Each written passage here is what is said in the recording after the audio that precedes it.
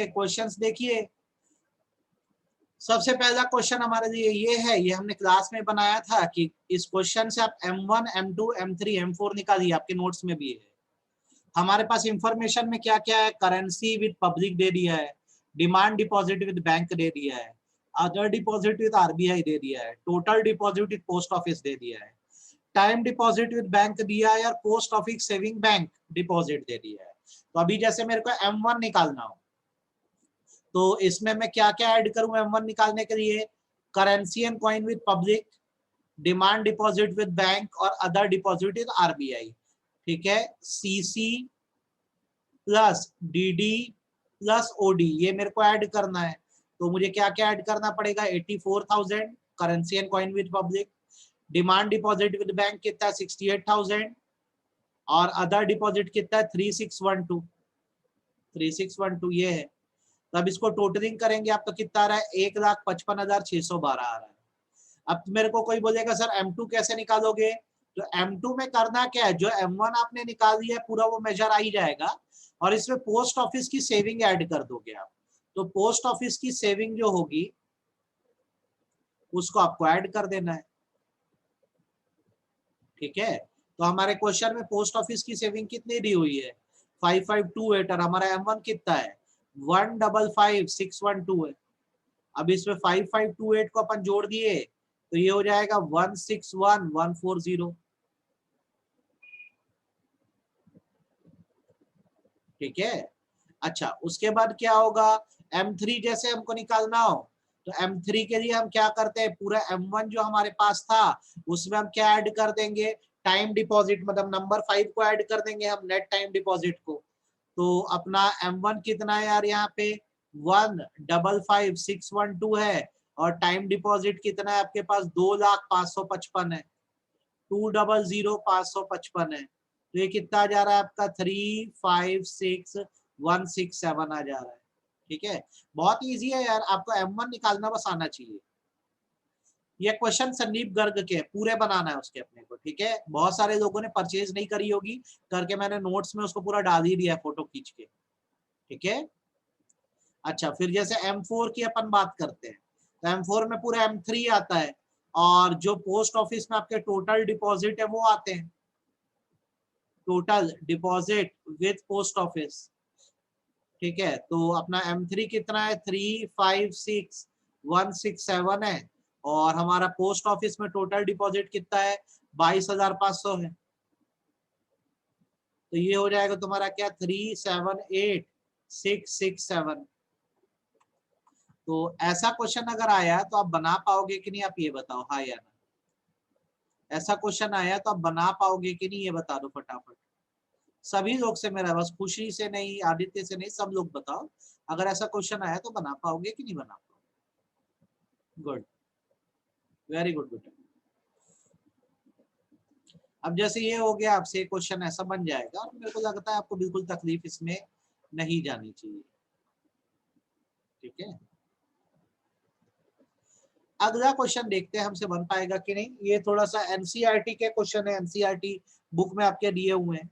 ठीक है, ये सब बनेंगे कि नहीं बताना। सबसे पहला, व्हाट इज बार्टर सिस्टम और इट्स ड्रॉबैक, कर पाओगे कि नहीं कर पाओगे। ड्रॉबैक मतलब लिमिटेशन होता है, बस यस सर नो सर करके बता दो मेरे को। ड्रॉबैक माने लिमिटेशन होता है, बार्टर सिस्टम क्या है और उसके लिमिटेशन क्या है, बन जाएगा सभी लोग से। अगला, what are the main functions of money, how does money overcome the shortcoming of barter। कुछ नहीं करना है आपको, फंक्शन ऑफ मनी लिखने 4, मीडियम ऑफ एक्सचेंज, ठीक है, measure of value, deferred payment और लास्ट स्टोर ऑफ वैल्यू। 4 लिखोगे, ये चारों फंक्शन आए तो बार्टर सिस्टम की प्रॉब्लम सॉल्व हो गई थी। ठीक है, देखो क्वेश्चन पढ़ लो, what are the main function of money, how does money overcome the shortcoming of barter. Barter की प्रॉब्लम को कैसे दूर किया, तो कैसे दूर किया, मीडियम ऑफ एक्सचेंज बन गया, मेजर ऑफ वैल्यू बन गया, स्टैंडर्ड फॉर डिफर्ड पेमेंट बन गया, स्टोर ऑफ वैल्यू बन गया, ऐसे प्रॉब्लम को दूर कर दिया। यही सब दिक्कतें आती थी बार्टर में, तो मनी के आने से दूर हो गई ये दिक्कत। ठीक है, नेक्स्ट क्वेश्चन है, what is transaction demand for money, how it is related to value of transaction over a specified period of time. अगर ट्रांजैक्शन डिमांड पूछा तो डिमांड फॉर ऑफ मनी में आपको मैंने ट्रांजैक्शन मोटिव पढ़ाया हुआ है, ठीक है। ट्रांजैक्शन मोटिव का मतलब होता है आप मनी को इसलिए रखते हो ताकि एक ट्रांजैक्शन को कंप्लीट कर सको, मतलब गुड्स और सर्विसेज के एक्सचेंज में आप मनी दे सको। फॉर एग्जांपल के तौर पे अगर मैं आपको बताऊं अभी पिज्जा खाना है आपको, तो पिज्जा खाने के लिए आपको पैसा लगेगा ना, तो ये ट्रांजैक्शन आपके बीच का तभी पूरा हो पाएगा जब आपके पास पैसा होगा। तो ट्रांजैक्शन डिमांड अगर बोले तो आपको ट्रांजैक्शन मोटिव लिख कर आना होगा। आप कर पाओगे कि नहीं, हाँ या ना? आप कर पाओगे कि नहीं, हाँ या ना? बोलो फटाफट बताओ, ये आपसे बनेगा कि नहीं, यस और नो? आप बोल रहे हो बन जाएगा सर। फिर वैसे स्पेकुलेटिव डिमांड बोले तो इसका मतलब बेटा स्पेकुलेटिव मोटिव पूछ रहा है, तो इसमें बताना हम शेयर वेयर के फॉर्म में क्या करते रखते हैं बेसिकली पैसे को, और जब रेट बढ़ता है तब क्या कर देते हैं, बेच देते हैं। देन अगर आपसे एग्जाम में आ जाए alternative definition of money supply in India, तो इसमें आपको चारों मेजर बताने होंगे। Alternative definition of money supply बोल रहा है, तो मनी सप्लाई बताना होगा आपको, M1, M2, M3, M4 चारों तरह के सप्लाई के आपको इक्वेशंस बता देने होंगे, ठीक है। आई होप आपसे बन जाएगा, ये सब एनसीईआरटी में दिए गए क्वेश्चन है, ठीक है। देन लीगल टेंडर मनी क्या होता है, फिएट मनी क्या होता है? तो लीगल टेंडर मनी वो है जिसको आप पेमेंट करने के लिए इस्तेमाल कर सकते हो, और फिएट मनी वो है जो गवर्नमेंट के ऑर्डर से इशू होता है, जिसको आप अपनी इकोनॉमी में यूज करते हो। जो 2000 का नोट है गवर्नमेंट के ऑर्डर से तो चल रहा है ना, तभी तो यूज कर पा रहे हो। आप बताओ आपको ये सारे क्वेश्चन बन पाते हैं अगर आते तो? ये सारे क्वेश्चन बन पाते कि नहीं? हाँ,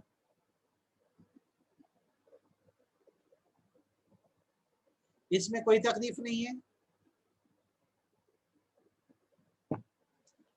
अगला फिल इन द ब्लैंक देखो, मनी सप्लाई डैश कंसेप्ट, कौन सा कंसेप्ट है? मनी सप्लाई कैसा कंसेप्ट है, स्टॉक है कि फ्लो है?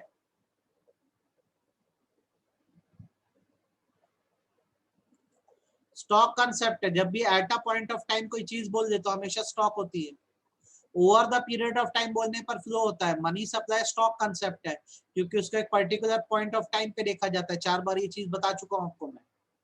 मनी सप्लाई स्टॉक कंसेप्ट है, डेफिनेशन ही है, at a particular point of time, ठीक है। Then money thing which is generally accepted as dash माने मीडियम ऑफ एक्सचेंज, ठीक है। Dash of value store of value, फिर dash of value measure of value, ठीक है। And means of standard of deferred payment, ठीक है। अच्छा, आपको अगर ये बोल दे ये dash refers to exchange of goods for goods, तो क्या होगा? गुड्स के बदले गुड्स को क्या बोलते बताओ?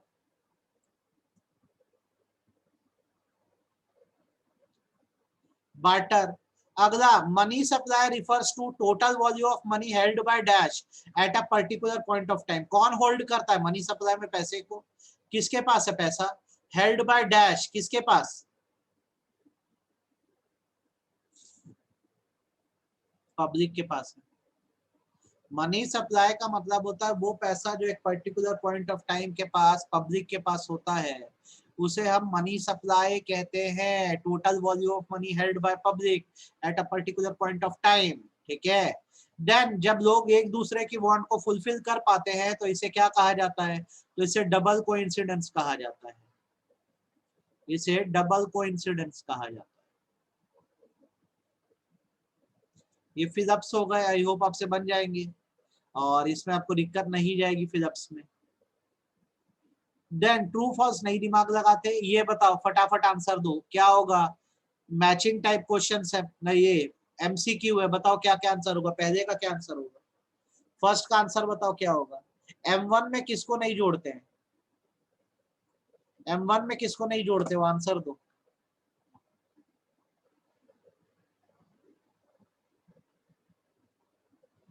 बोलो। अब जो स्टूडेंट इसमें बी तक टिक करके आएगा उसको भी फुल मार्क्स मिलेंगे, जो स्टूडेंट सी टिक करके आएगा उसको ही पूरे मार्क्स मिलेंगे। दोनों ही आंसर सही है, M1 मेजर में दोनों को ही नहीं गिना जाता, ठीक है। आई होप ये समझ आई होगी बात आपको। देन हाई पावर्ड मनी क्या होता है, भी बस थोड़ी देर पहले बताया हूं। हाई पावर्ड मनी में क्या आता है बताओ?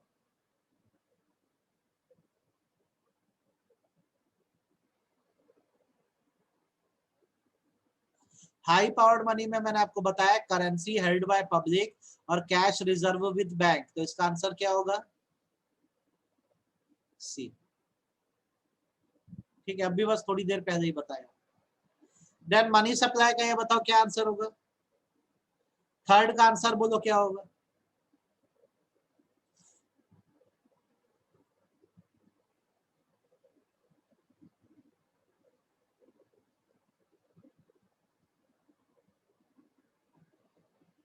वेरी गुड, ए आंसर है, total volume of money held by public at a particular point of time. Fourth का बोलो, फोर्थ का बोलो क्या आंसर होगा?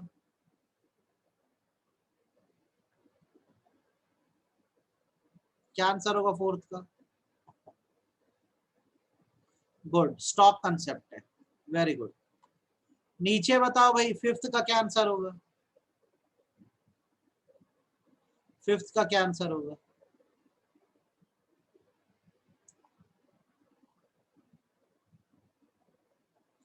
फिफ्थ का आंसर क्या होगा?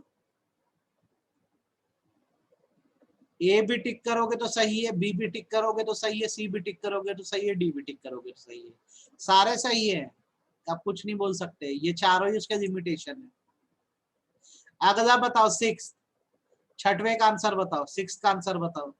और ये सब देखो आए हुए क्वेश्चन है, सीबीएसई ऑल इंडिया कंपार्टमेंट 2015 में पूछा क्वेश्चन है, क्वेश्चन पढ़ दो, आंसर बताओ।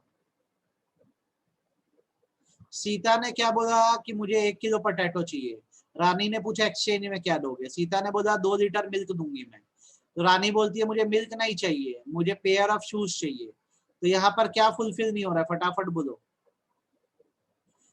कोइंसिडेंस ऑफ वांट्स की कमी है यहाँ पर, ठीक है, मतलब जो चाहिए वो नहीं अवेलेबल है, तो ट्रांजैक्शन पूरा नहीं हो पाएगा। अगला सवाल बताओ, हु रेगुलेट मनी सप्लाई, बताइए। Who regulate money supply? बढ़िया, reserve bank of India. Next, dash is not a problem of barter exchange, dash is not the problem of barter exchange, बताओ, आप एक बार में देख के बता दोगे। Very good Rakshita, very good Ishita, unemployment वहां प्रॉब्लम नहीं है, ठीक है। देन नाइन्थ का आंसर बताओ क्या होगा? नाइन्थ का आंसर क्या होगा? मनी सप्लाई में क्या आता है?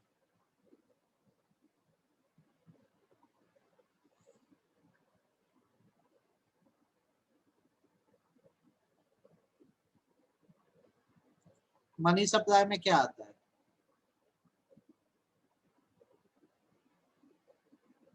बोलो, मनी सप्लाई में क्या इंक्लूड होगा? ध्यान रखना, डिमांड डिपॉजिट विद बैंक, वो पैसा जो कभी बैंक में डालो और कभी भी निकाल सकते हो बाय चेक, ये मेनली मनी सप्लाई में आता है, ठीक है। Supply of money refers to quantity of money at a point of time, ठीक है, क्योंकि ये डेफिनेशन है तो ध्यान रखना, at a point of time, ठीक है। नेक्स्ट बताओ, बताओ क्या आंसर होगा, 11th का आंसर बोलो, 11th का आंसर क्या होगा बताओ। ईशिता वेरी गुड बेटा, रक्षिता वेरी गुड, बाकी लोग बताओ। मेन सोर्स क्या है मनी सप्लाई का, बताइए, आंसर दीजिए।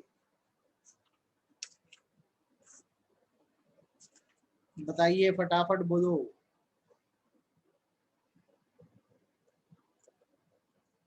Both A and B is the most preferable answer. RBI भी नोट छापता है और कमर्शियल बैंक पैसा रखता है, ठीक। If Harish has a mobile and he wants a tablet, Shivam has a laptop and he wants mobile in exchange, then what problem Harish and Shivam are facing? बताओ क्या problem ये लोग face कर रहे हैं?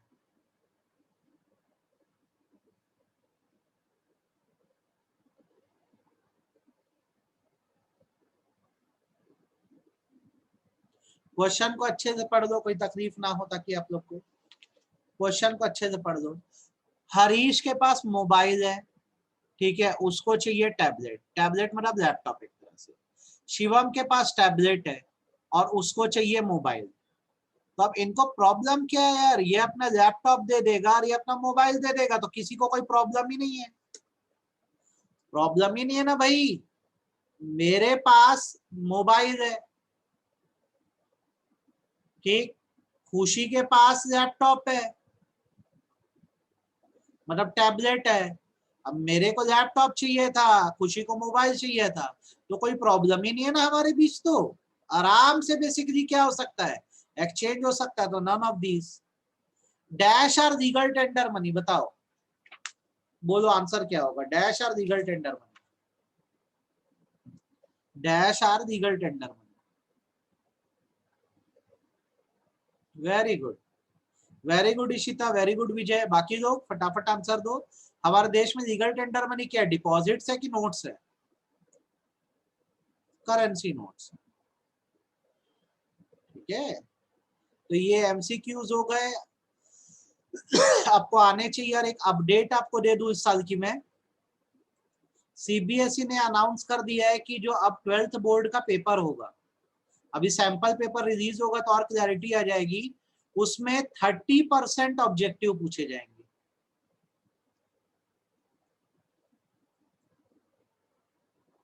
अभी तक ये 20% था, 20 मार्क था। अब सीबीएसई ने इसे 30 नंबर कर दिया है। कब तक होगा नहीं, आ गया, अनाउंसमेंट हो गया है। अब क्या है, उनका सैंपल पेपर आ जाएगा ना, तो यार हाँ, 1 नंबर के क्वेश्चन उसमें जैसे 30 आएंगे ना क्वेश्चन 1-1 मार्क वाले, तो आप मान के चलो 15 तो एमसीक्यू ही होंगे, 15 मल्टीपल चॉइस क्वेश्चन होंगे। तो सीबीएसई ने इस साल से अपडेट कर दिया है कि 30% सिलेबस जो होगा वो ऑब्जेक्टिव होगा, 1 नंबर वाले क्वेश्चन का होगा। मेरी बात समझ आई कि नहीं, हाँ या ना बताओ।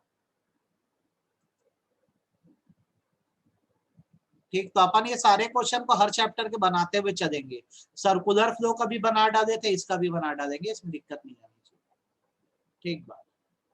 अच्छा, अब उसके बाद क्या होता है, very short answer. Define barter, what is double coincidence of bond, define money, basic characteristic of money, define money supply. Money supply, money supply stock है कि फ्लो है, तो यार स्टॉक है, ठीक है। M1 मेजर क्या है, मनी सप्लाई के कंपोनेंट क्या होते हैं, डिमांड डिपॉजिट क्या है और बैंक मनी क्या है। ये सारे ही कंसेप्ट आप बना लोगे, मेरे को विश्वास है आपको दिक्कत नहीं जाएगी। 3 to 4 मार्क में क्या क्वेश्चन मेनली इस चैप्टर से आते हैं, आप इन चीजों का मतलब बताओ। Currency and coin with public का मतलब बताओ, demand deposit held with commercial bank का मतलब बताओ। तो बेटा आप नोट्स देखोगे ना, तो देखो मैंने आपको अलग से चीज ना समझाई हुई है, दी हुई है, तो आप इसमें चिंता मत करना, बस पूरे नोट्स को पढ़ डालना। ये देखो दिखा दे रहा हूँ आपको मैं, ये currency and coin in public हो गया, ये डिमांड डिपॉजिट हो गया। आप दोनों को पढ़ लोगे, आंसर देख के आप पाओगे, आपको दिक्कत नहीं जाएगी इसमें, ठीक है। सारी चीज है आपके पास, आप बस ये नोट्स को अच्छे से क्या है कर डालो कंप्लीट, ठीक है। उसके बाद अगर आपको बोलता है give the meaning of barter money, ठीक है, मनी सप्लाई, तो आपको बिल्कुल दिक्कत नहीं जाएगी, ठीक है। Currency and coin with public का मीनिंग बोले, डिमांड डिपॉजिट का मीनिंग बोले, आप कर दोगे। Similarly barter money, money supply भी आप बना दोगे, दिक्कत नहीं जाएगी। हाँ या ना बोलो, ये सब बन जाएगा नहीं बनेगा, कि मैं ही हवा हवाई बात कर रहा हूँ कि आप लोग बना दोगे, आप बना पाओगे कि नहीं। Then concept of money supply, define money supply और उसके कंपोनेंट। तो 4 कंपोनेंट है यार, M1 M2 M3 M4, ये समझाना है अपने को, ठीक है। फिर लिमिटेशन ऑफ बार्टर एक्सचेंज आया तो ये भी बना लोगे, दिक्कत नहीं जाएगी। 3 से 4 मार्क के क्वेश्चन। फिर 6 नंबर के क्वेश्चन में अक्सर आता है what is meant by money supply. देखो सबसे ज्यादा मनी सप्लाई से ही पूछता है, तो इसमें आपको क्या करना है, इसके कंस्टिट्यूएंट बताने। कंस्टिट्यूएंट मतलब चारों मेजर पूरा एक्सप्लेन करके, M1 M2 M3 M4, ये चारों मेजर आपको बताने होंगे, और अब बता दो कि दिक्कत नहीं जाएगी। अगला क्वेश्चन आएगा इस चैप्टर से बेटा 5 से 6 मार्क का आता है, 5 to 6 मार्क का आता है, ठीक है।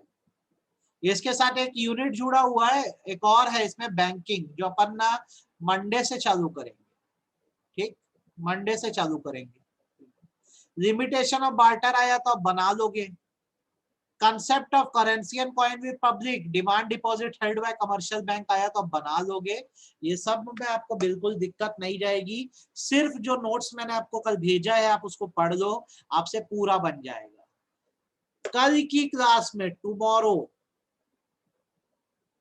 कल की क्लास में ससम्मान ऐसे ही बीएसटी का चैप्टर 2 रिवाइज करेंगे। पूरा बीएसटी का चैप्टर 2 करेंगे और सैटरडे को आप एक टेस्ट दे दोगे। मैंने किसका टेस्ट बोला है बेटा सैटरडे को, मेरे को याद दिलाओ एक बार। सैटरडे को मैंने किसका टेस्ट बोला है? सैटरडे को मैंने किसका टेस्ट बोला है? मैंने बताया है क्लास में, मैंने मनी का बोला है टेस्ट। मैंने मनी का टेस्ट बोला है, मतलब इसी चैप्टर का मैं टेस्ट दूंगा, तो थोड़ा सा अच्छे से टेस्ट दे देना। तो कल 9 बजे से बीएसटी पूरा रिवाइज करने वाले हैं। ठीक है, अभी इतना ही करो, काफी है।